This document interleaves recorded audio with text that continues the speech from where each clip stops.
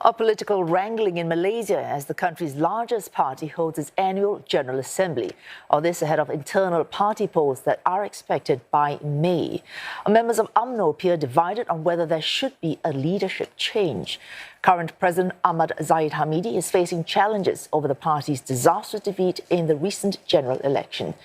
Melissa Goh joins us live from Kuala Lumpur. Melissa, Ahmad Zahid Hamidi under pressure, but at this point, how likely is a leadership challenge in UMNO? Still very likely, given that any president or former Supreme Council member can directly challenge the party presidency and the deputy presidency. There's no quota, no restrictions. The party's constitution hasn't changed, and so far there's no motion to change it. So all the positions are open for contest. Even if the majority of the divisions, there are 191 divisions in UMNO, and 140 were said to have called for the top two posts not to be challenged. And all the wings chiefs today appear to have supported that. Now, there's nothing preventing any individuals who's Supreme Council member or formerly won from throwing their names in the hat, though. But winning the race is another matter altogether. Now, Party President Ahmad Zahid Hamidi, who's now a Deputy Prime Minister, is confident. He said he's ready to fight if there's any challenger. Now, sources close to him are telling me that the president is tense and uneasy with reports of imminent challenges tying up to unseat him. Now, Zahid, who's still facing multiple corruption charges in court. In fact, his trial is resuming this coming Monday. Now, he's seen to have fired a first warning shot yesterday at the closed-door briefing with delegates ahead of the annual Congress. He openly named those UMNO MPs who signed statutory declarations to support rival Muhyiddin Yassin to be Prime Minister. It's a betrayal, and he made no pretense that he's very upset. But having said that, he wants to move on. Now, speaking to the media earlier today, he said he has forgiven all 10 of them, so-called traitors, but he and the disciplinary board will be watching them closely, their every move. Let's take a listen. Oleh kerana perkara itu telah berlalu dan kini mereka bersama-sama dengan kerajaan perpaduan, dan saya nyatakan bahawa saya telah memaafkan apa yang telah berlaku itu, tetapi saya akan terus sama-sama dengan lembaga disiplin melakukan pemantauan terhadap pendirian yang ada sekarang.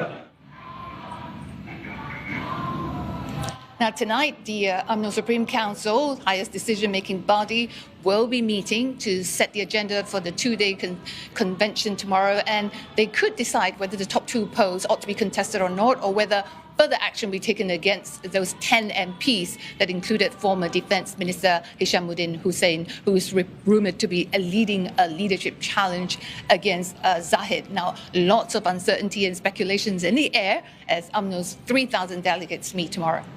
Let's look at one possibility, Melissa. If Mr. Ahmad Zahid Hamidi is forced out as president of UMNO, what would be the likely effect on the Anwar Ibrahim administration?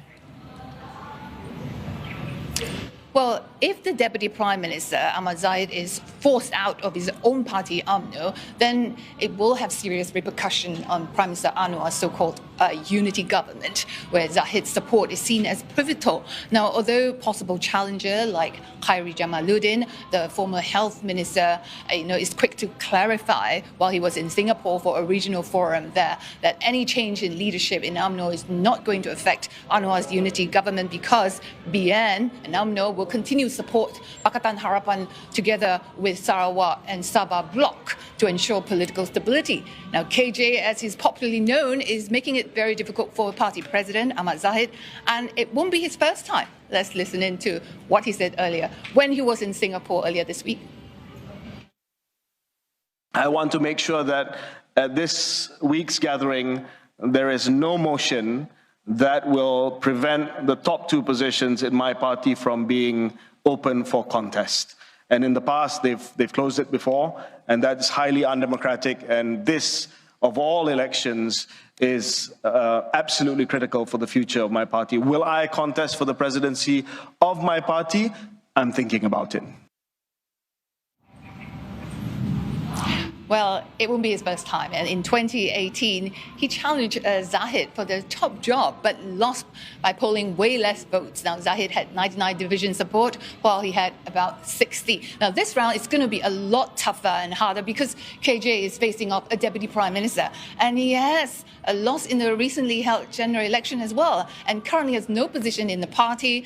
Now, it's still early days because the party poll must be held by May 19, and a lot of people are already telling me that the party polls is like to be held later after all the 6 state elections have been settled. Oh, thanks for that. Melissa Go reporting live to us there from Kuala Lumpur.